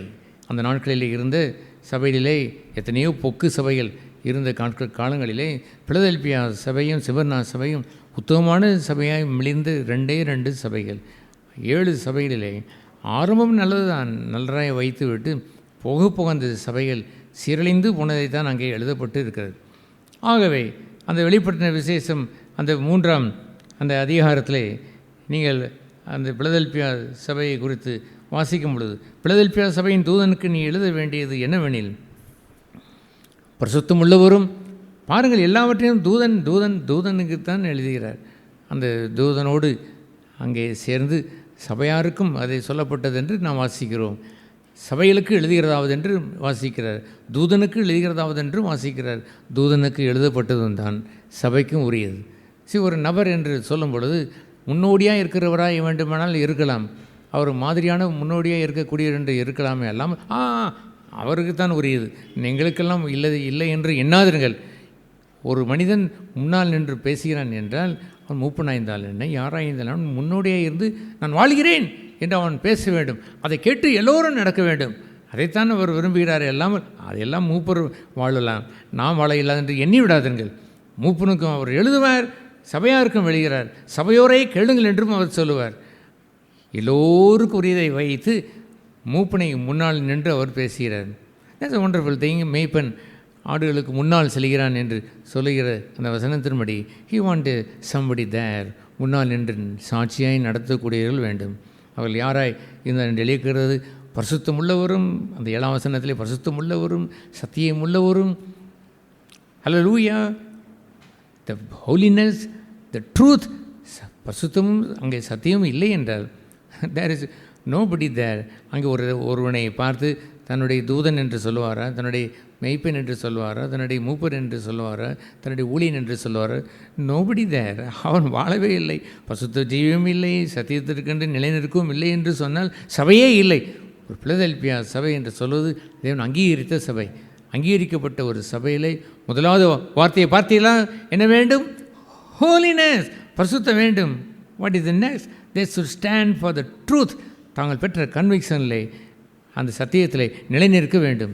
1 பேதுரு அந்த 1 தீமோத்தேயு 3ஆம் அதிகாரத்தில் சொல்லுவதை போல் சபையானது சத்தியத்திற்கு தூணும் ஆதாரமாக இருப்பதை போல் they also should be there. அங்கே அவர்கள் சத்தியத்திற்கு உறுதியாய் வாழ வேண்டும். சத்தியத்திற்கு பிறண்டு வாழ்ந்து அங்கே எபேசிலே சொல்லுகிற வார்த்தையை போல் உபதேச தாறுமாறுகளுக்குள்ளாய் மாறி காற்று பறக்கடிக்கிறதை போல் பல்வேறு உபதேசங்களுக்கு சென்றவர்கள் என்றெல்லாம் இருக்கிறதே. சத்தியத்திற்கு நிலை என்றால் என்று எண்ணிகிறீர்களா? இல்லை. அதுபோன்று போய்விடக்கூடாது. நான் பல இடங்களில் சத்தியங்களை தேடி சபைகளுக்கு சென்றேன் என்று உண்மையாக இருந்தாலும் ஐ ஸ்டூட் ஆன் த ட்ரூத், சத்தியத்திற்கு நின்றேன். நான் வாழ்ந்த பரிசுத்த ஜீவியத்திற்கே அதுபோன்ற சபைகள் சாட்சியாக இல்லை என்பதை அறிந்து நான் இன்னொரு சபைக்கு செல்கிறேன். நான் அறிந்த சத்தியத்தின்படியே கூட இவர் நிலைநிற்கவில்லை என்று அறிந்து இன்னொரு சபைக்கு செல்கிறேன். இப்படித்தான் நான் சென்றேன். அல்லாமல் உபதேசத்திலே நான் காற்று அழைக்கப்படுகின்றதை போல் என்று சொல்கிறாரே, அதுபோல் அந்த ஒரு உபதேசம் இந்த ஒரு உபதேசம் என்று சென்றதில்லை. they should stand for their conviction. சத்தியம் என்று அறிந்து அதில் எப்படி நிற்க வேண்டும்? தூணாய் நின்று நிற்க வேண்டும். they are the church. அவர்கள்தான் உத்தமமான ஒரு சபை. ஹல்லேலூயா. ஆகவே இந்த 3ஆம் அதிகாரத்திலே வெளிப்படும் விசேஷம் 3ஆம் அதிகாரத்திலே தாவீதின் திறவுகோலை உடையவரும், தாவீதின் திறவுகோலை அவர் என்ன மோசேயின் காலத்திலே சொன்ன, யாரே அந்த தாவீது என்று அவர் கேட்டிருப்பார். அல்ல மோசேயின் காலத்தில் மோசே, யோசுவாவின் காலத்திலே மோசே யோசுவா, அதனதின் காலத்தில் அவனவன் அந்த தாவீது தன் காலத்திலே தேவ சித்தத்தை நிறைவேற்றினான் என்று அந்தந்த காலத்தின்படி வாழ்ந்த பகுதியை சாட்சியாய் வைத்து எழுதுகிறாரே பாருங்கள். எப்படி அவர் சொன்னார்? தாவீதின் திறவுகளை உடையவர் என்றால் அவனோடு திறந்து வைத்த திறவுகளையே அவன் வைத்திருந்தான்? இல்லை. என்ன, நம்ம ஏற்கனவே நாம் தியானித்ததை போல் கிதியோனுடைய பட்டயம் கர்த்தருடைய பட்டயம், அல்லது கர்த்தருடைய பட்டயம் கிதியோனுடைய பட்டயம், அதை வைத்துத்தான் அவர் சொன்னார் தாவீது ஒரு திறவுகோல் உடையவனாய் இருந்தான் என்று நீங்கள் சொல்லும் பொழுது வாட் வாஸ் தேர்? அது என்ன திறவுகோல் என்று பார்ப்பது, அவன் ஒன்றும் திறவுகோலை உடையவன் என்று பெயருக்கு உடையவன் அல்ல. அது கீழே என்ன இருக்கிறது தெரியுமா? ஒருவரும் பூட்டாதபடிக்கு திறக்கிறவரும். யார் அதை திறந்தார்? திறந்தது யார்? Only God. தேவன் தான் திறந்தார். ஒருவரும் திறக்கக்கூடாதபடி பூட்டுகிறவரும். யார் பூட்டினார்? தாவீதா பூட்டினான்? தேவன் தான் அதை பூட்டினார். தட் மீன்ஸ் கர்த்தருடைய பட்டயம், கிதியோனுடைய பட்டயம். அவன் கர்த்தர் திறந்தால் போவான், பூட்டினால் என்ன செய்ய மாட்டான்? போக மாட்டான். இந்த பூட்டப்பட்டதை உலகமே வந்தாலும் திறக்காது. உலகமே வந்தாலும் என்னை திறக்க வைத்து விடவும் இயலாது. அவர் என்னை திறந்தால் அதை ஒருவரும் பூட்டிவிட இயலாது என்றெல்லாம் அவன் வாழ்ந்தான். தேவ சித்தம் என்று சொல்வது இருமருங்கும் உள்ள ஒரு புத்தகம். அந்த தேவ சித்தம் ஒரு முதல் தேவ சித்தம் என்ன? திறக்கிறவர், அல்லேலூயா. பூட்டுகிறவர், அங்கேயும் அல்லேலூயா. அவன் திறக்கிறதையே வைத்து கொண்டு வாழ்ந்தவன் அல்ல, பூட்டுகிறதையும் அவன் அறிந்து அவன் வாழ்வான். அவன் ஒரு போருக்கு அவன் சென்ற பொழுது முசுக்கட்டை, அந்த செடி மரம் அங்கே இருக்கும், பெரிய ஒரு தோப்பு ஒன்று இருக்கும். அதற்கு பின்னால் ஏராளமான எதிராளிகள், அவர்கள் இஸ்ரேலை விட பெரிய யுத்தம் செய்கிறதுக்கு தயாராக இருக்கிற எதிராளிகள் யுத்தத்திற்கு காத்திருப்பார்கள். ஓ கர்த்தாவே, நீர் என்னை அனுப்பினால் நான் போவேன், இல்லை என்றால் யுத்தத்திற்கு நான் போக மாட்டேன். ஆகவே I am going to wait here, இங்கே காத்திருக்க போகிறேன். அந்த முசுக்கட்டை செடியினுடைய அந்த நுனியெல்லாம் சல என்று காற்று அடித்து போவதை போல் உம்முடைய சமூகம் முன்னால் போவதை கண்டால் மாத்திரமே. எப்பொழுதுமே இந்த முசுக்கட்டை செடிகள் இருக்கிற இடத்துல காற்று வீசுவதில்லை. ஆனால் கான்ட்ரடிக்டரியாக அவர் கேட்கிறார், அதை வேறுபடுத்தி அதை வித்தியாசப்படுத்தி கேட்கிறார். காற்று வீசினால் அந்த காற்று சல என்று நான் போவதை நான் கண்டால் தென் ஐ வில் கோ, நான் யுத்தத்திற்கு செல்வேன். நாட் அதர்வைஸ், ஒரு நாளும் அதை நான் போவதில்லை என்று அவன் சொன்னான். ஆகவே if God opens I will go, if God closes I won't go, நான் போவதில்லை என்று அவன் சொன்னானே பாருங்கள். ஹல்லேலூயா. God's heart was so pleased. அவர் மகிழ்ந்து போனார். அவன் எத்தனை நாட்கள் அங்கே காத்திருந்தான் என்று இல்லை, எத்தனை நாட்கள் காத்திருந்தாலும் காத்து கொண்டே இருந்தான். ஒரு நாள் பூட்டப்பட்ட இடத்துல சல என்று அந்த முசுக்கட்டை செடியுடைய காற்று வீசி ஆரம்பித்த உடனே காட் ஓப்பன் இட், தேவன் திறந்தார் என்று கண்டவுடன் போய் வெற்றி கண்டான். மகாபெரும் வெற்றி அவன் சுதந்திரித்து வந்தான். எப்படி அவன் சுதந்திரித்தான்? தேவ சித்தப்படி திறந்திருந்தால் போவான், பூட்டப்பட்டிருந்தால் போக மாட்டான். It is God who close it, it is God who open it. தேவன் தான் திறக்க வேண்டும் என்பதை காத்திருப்பான். எத்தனை பேர் தங்களுடைய வாழ்க்கையிலே பூட்டப்பட்ட இடத்திலே போய் மன்றாடி போய் நின்று கொண்டு அதற்காக போய் கெஞ்சி ஜெபமும் பண்ணி கொண்டு இருப்பார்கள். இந்த பிலேயாமுடைய ஜெபத்தை போல் அவன் ஆண்டவர் முதலிலே சொல்லிவிட்டார், கதை பூட்டி விட்டார். நீ பாலாக்கு அந்த அரசனோடு சென்று இஸ்ரேல் தேசத்தை நீ சபிக்கதற்கு உனக்கு அனுமதி இல்லை என்று அவர் சொன்னவுடன் பூட்டினதை அவன் போய் மன்றாடி கேட்கிறான். பாலாக்கு அவன் பணம் கொடுத்தான். கடவுளுக்கு தெரியாதா? சர்வவல்ல தேவன் அதை பார்ப்பார் என்று கூட அவனுக்கு தெரியவில்லை. அந்த பணம் அவனுடைய கண்களையும் மறைத்து விட்டது, அந்த தீர்க்கதரிசியினுடைய கண்ணையும் மறைத்து விட்டது. Be careful. அவ்வளோ பெரிய தீர்க்கதரிசி, அந்த பாலாக் தீர்க்கதரிசி கர்த்தர் சொன்னபடியெல்லாம் செய்தான் என்று அவனை குறித்து நல்ல சாட்சியெல்லாம் இருக்கத்தான் செய்கிறது. பணம் என்று வந்துவிட கண்கள் மூடிவிட்டது. ஐயா, கண்கள் மூடி அவன் போய் மன்றாடுகிறான், அனுமதி தாரும், நான் போய் அந்த பாலாக்கு பின்பாக நான் சென்று வேலையை முடித்து விட்டு வருகிறேன், அனுமதி தாரும் என்று கேட்டவுடன் மனுஷன் அறியவில்லையே, தேவன் அறிவார் என்று தெரிய வேண்டாம். தேவனுக்கு அவன் பின்னால் இருப்பது என்ன இருப்பது பார்க்க மாட்டாரா? நாளை நடப்பதை பார்ப்பார், அடுத்த வாரம் நடப்பதை பார்ப்பார், சகலத்தையும் முன்னும் பின்னும் அறிவார். அது அவனுக்கு தெரிய வேண்டாமா? அவனுடைய யோசனைகளாம் வரையறுத்து பார்ப்பார் என்று உனக்கு தெரிய வேண்டாமா? இந்த பிலேயாம் தீர்க்கதரிசிக்கு மன்றாடுகிறான், போய் திறவும், வாசலை திறவும் என்று கேட்கிறான். நான் கேட்கிறேன், உங்களுடைய ஜீவியத்திலே கர்த்தர் பூட்டி வைத்த ஒன்றை போய் திறவுங்கள் என்று கேட்காதீர்கள். கேளுங்கள், கர்த்தாவே உம் சித்தமானால் ஆகட்டும், இல்லை என்றால் என் சித்தம் வேண்டாம் என்று சொல்லி பாருங்கள். அப்படி சொல்லி இருப்பதும் எத்தனையோ ஒரு மாதம் சொல்வதற்கு அல்ல. அந்த ராத்திரி நேரத்திலேயே 3 தடவை ஜெபித்து முடித்து விட்டு வந்து விட்டார். அவ்வளவுதான். ஆண்டவர் வேண்டாம் என்றால் மகிழ்ச்சியோடு வெளியே வாருங்கள். ஆம் என்று சொன்னால் மகிழ்ச்சியோடு அதை செய்ய தொடங்குங்கள். அவர் தந்த பாத்திரம் என்றால் எடுத்து வாங்கி பருகுங்கள். அவர் தராத பாத்திரம் என்றால் இதை நினைவிட்டு நீங்கள் கடவுள் என்று போய்விடுங்கள். அதுபோன்று செய்தவன் தான் இந்த தாவீது. தன்னுடைய காலத்திலே தேவ சித்தத்தை செய்தபடியால் அது என்ன திறவுகோல் என்று சொன்னார்? இந்த கீ ஆஃப் டேவிட் என்று சொன்னார். That's a beautiful thing. That's a wonderful thing. பரலோக ராஜ்யத்தை திறந்து கர்த்தர் வருவதற்குரிய வருகையை திறப்பதற்கு தெய்வ சித்தம் செய்யுங்கள். தேவ சித்தம் செய்த அந்த பகுதியை இந்த பிலதெல்பியா சபை கொண்டிருந்தது. ஜெபிப்பார்கள், கர்த்தர் அனுமதித்தால் போவார்கள். ஜெபிப்பார்கள், கர்த்தர் அனுமதிக்கவில்லை என்றால் போக மாட்டார்கள். ஹல்லேலூயா. உன் கிரியைகளை அறிந்திருக்கிறேன் என்று ஆண்டவர் சொல்வதையெல்லாம் அவருடைய கிரியைகள் முழுவதும் இப்படித்தான் இருந்தது. எப்படி இருந்தது? தாவீதின் திறவை கோல போல் திறந்தால் திறந்தது தான். பூட்டுவதற்கு யாரோ வருகிறார்கள், என்ன உலகமே வந்தாலும் பூட்ட இயலாது. It is open door. நான் போய் வருவேன். அந்த நாட்களே என்ன நிலை இருந்தது என்று நமக்கு தெரியவில்லை. அதற்கு பதிலாக அந்த நிலையிலே அந்த பிலதெல்பியா மூப்பருக்கு சொல்லப்பட்ட ஒரு பிராமிஸ், வாக்குத்தத்தம் என்னவென்றால், இதோ உனக்கு முன்பாக பூட்டப்பட்டிருந்த வாசலை நான் திறந்து விட்டேன், திறந்த வாசலை உனக்கு முன்பாக வைத்திருக்கிறேன், அதை ஒருவனும் பூட்ட மாட்டான், கோ என்று பிலதெல்பியா சபைக்கு ஆர்டர் கொடுக்கிறார். அது என்ன ஆர்டர்? தாவீதின் திறவோ கோ என்று ஆர்டர் கொடுத்து விட்டார்.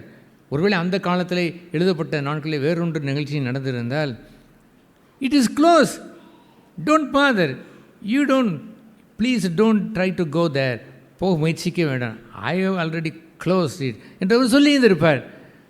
அல்லேலூயா. பிலதெல்பியா சபை அதை வைத்திருந்தது.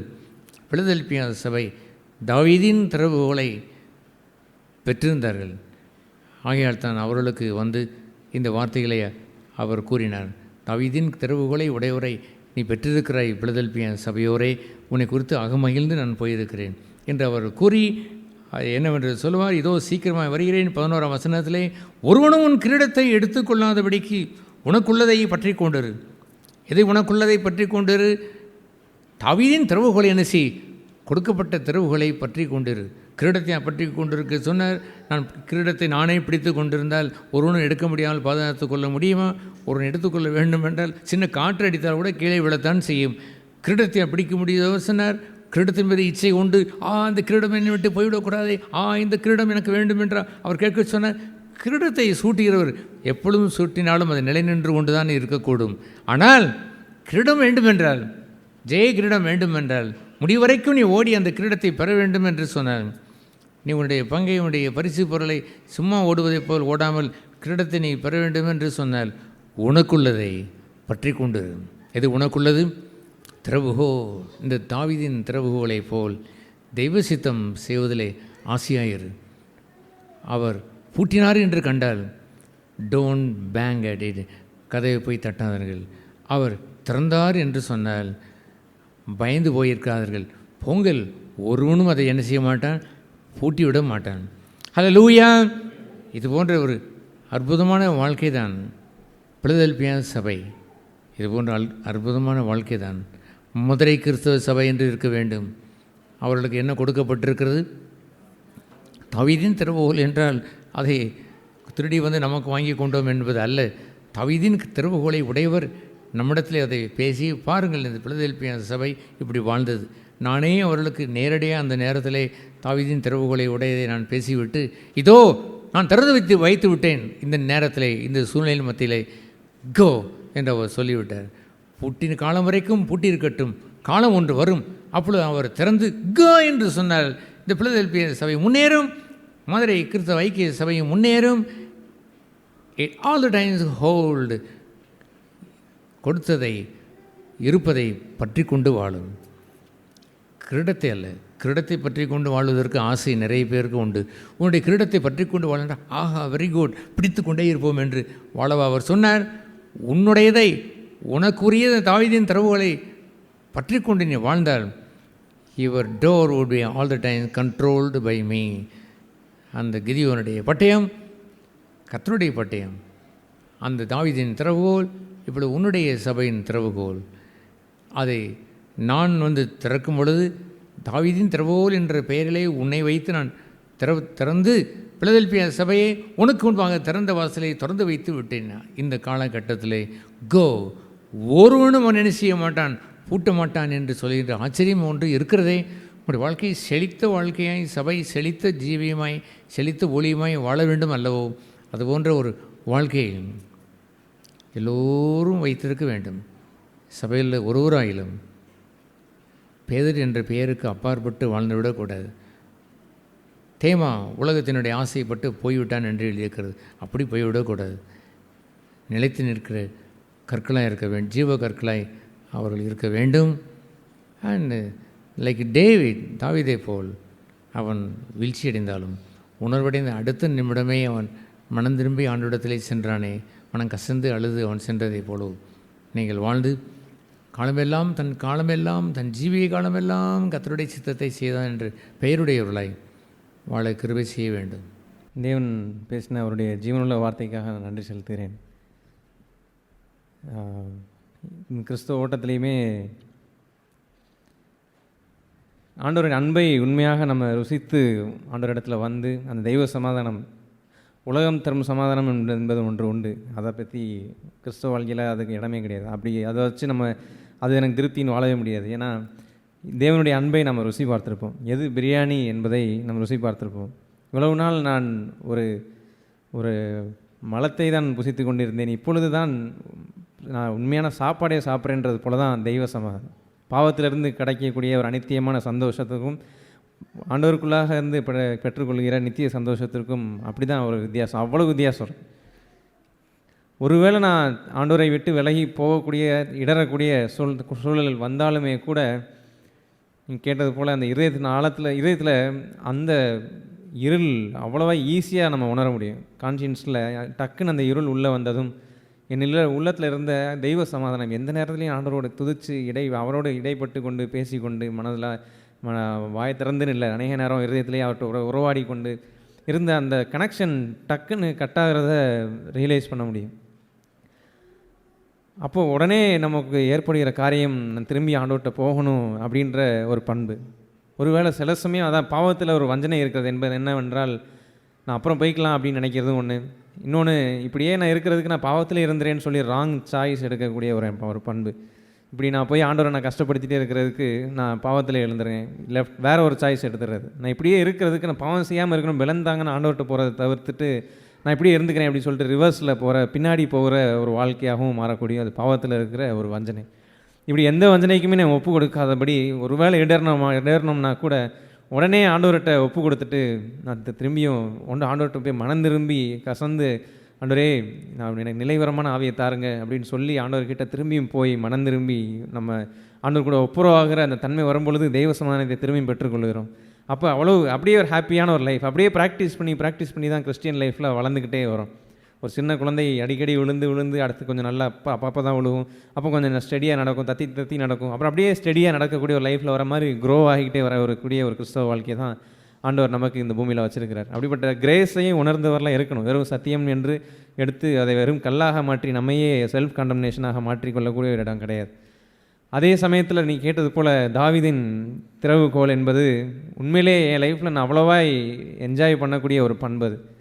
ஏனென்றால் எல்லா காரியங்களும் ஒரு சூழ்நிலையிலையும் ஒரு டெசிஷன் எடுக்க வேண்டும் என்ற ஒரு தன்மை வரும் பொழுது நான் எப்பொழுதுமே ஆண்டவர் வந்து எனக்கு இதில் நான் பண்ணணுமா பண்ணக்கூடாதா அப்படின்றத எனக்கு அவர் தெளிவுபடுத்தணும் அப்படின்னு சொல்லி நான் ரொம்ப இதயத்தில் வாஞ்சிப்பேன். ஏன்னா நான் நம்புகிறவர் யார் என்பது எனக்கு தெரியும், நான் யாருன்றது எனக்கு தெரியும். நானாக எத்தனையோ முறை தவறான டெசிஷன்ஸ் என் சுய விருப்பத்தின்படி சுய சித்தத்தின்படி நான் எடுத்தது நிமித்தம் பண்ண விளைவுகளையும் பார்த்துருக்கிறேன். எவ்வளோ ஃபெயிலியர்ஸும் ஆண்டவர் எனக்குன்னு வச்சுருந்த அழகான ஒரு வாழ்க்கையை விட்டு விலகக்கூடிய ஒரு வாழ்க்கையாக தான் இருந்திருக்கு, தேவ சமாதானத்தை இழக்கக்கூடிய ஒரு வாழ்க்கையாக தான் இருந்திருக்கு. ஆனால் இது என் தேவன் எனக்கு ஒன்று சொன்னார்னா அது எனக்கு புரியலைனா கூட, என் லாஜிக்கல் திங்கிங்கில் புரியலைனா கூட நான் அது அப்படியே கீழ்ப்படிந்து நடக்கும் பொழுது அது அப்படியே எவ்வளோ நன்மையான பாதையாக தான் அது இருக்கிறது. அந்த சூழலில் புயல் வரலாம், ஆண்டவர் தொடங்கின பயணமாக இருக்கலாம், ஆனால் அதில் புயல் கூட வரலாம், ஆனால் கர்த்தர் என் கூட இருக்கிறது தான் எனக்கு இருக்கிற மேன்மை. அந்த சூழ்நிலையில் முடியும்படியாகவும் ஒன்றை தொடங்கின அவர் முடிக்கும்படியாகவும் அவர் வல்லவர், முடிப்பார். முடித்த பிறகு எவ்வளோ நன்மைக்கு எதுவாக தான் என் ஆண்டவர் நடத்தியிருக்கிறான்றதை தான் நான் சொல்லுவேன். அதுதான் என்னுடைய தேவன் என்பதை அறிந்திருக்கும் பொழுது எல்லா சூழலிலையும் தேவ சித்தம் என்ன என்பதை அறிந்து நடக்கும் என்பதை என் இதயத்தில் முழு வாஞ்சையாக தான் வச்சுருப்பேன். அது எப்பயுமே சில சமயம் நான் என்னுடைய செல்ஃப் வில் அதுக்கு போராடி வரும் பொழுது சில சமயம் இடரவும் கூடியிருக்கு. அப்போ நான் உடனே ரியலைஸ் பண்ணி ஆண்டவரே நான் செய்தது தவறு என்பதை உணர்ந்து திரும்ப ஆண்டவர்கிட்ட ஒப்புரவாகிறதுக்கு ஆண்டவர் எனக்கு அவருடைய கிருபையை பார்க்கும்படியாக கண்களை திறந்திருக்கிறார். அப்படி வரும்பொழுது நம்ம லைஃப்பில் ப்ராக்டிஸ் பண்ணி வரது எல்லாமே இந்த சூழலில் நான் அடுத்த ஸ்டெப் போகணுமா வேண்டாமன்றதை என்னுடைய லெவலுக்கு ஆண்டவர் என்றைக்குமே வந்து அவங்கள அண்டர்ஸ்டாண்ட் பண்ணி அவங்க லெவலுக்கு இறங்கி வந்து உனக்கு இது அடுத்த ஸ்டெப் போ அப்படின்றத புரிந்து கொள்ளும்படியாய் புரியத்தக்க நம்ம கூட இடைவிடுவார். அதுதான் ரொம்ப பியூட்டிஃபுல் பார்ட் கிறிஸ்டியன் லைஃப்பில். நம்ம ஒவ்வொருத்தவங்களோடையுமே நம்ம எந்த லெவலில் இருக்கோமோ அந்த லெவலில் புரியும்படியாக இடைபடுவார். ரொம்ப காம்ப்ளிகேட் பண்ணுற தேவன் கிடையாது. நமக்கு என்ன இந்த ஸ்டெப்பில் இந்த கதை உனக்கு நான் திறந்துருக்கிறேன் நீ போ அப்படின்னு சொல்லி அவர் ஒரு காரியத்தை சொல்லும் போது நமக்கு ஆட்டோமேட்டிக்காக நமக்குள்ளார்ந்து ஒரு சத்தம் வரும், இது கர்த்தர் அப்படின்னு சொல்லி, திஸ் இஸ் லார்ட் அப்படின்னு சொல்லக்கூடிய, இது கர்த்தர், இதுதான் ஆண்டவர் தான் எனக்கு கதவை திறந்திருக்கிறார் அப்படின்னு சொல்லக்கூடிய ஒரு காரியம்.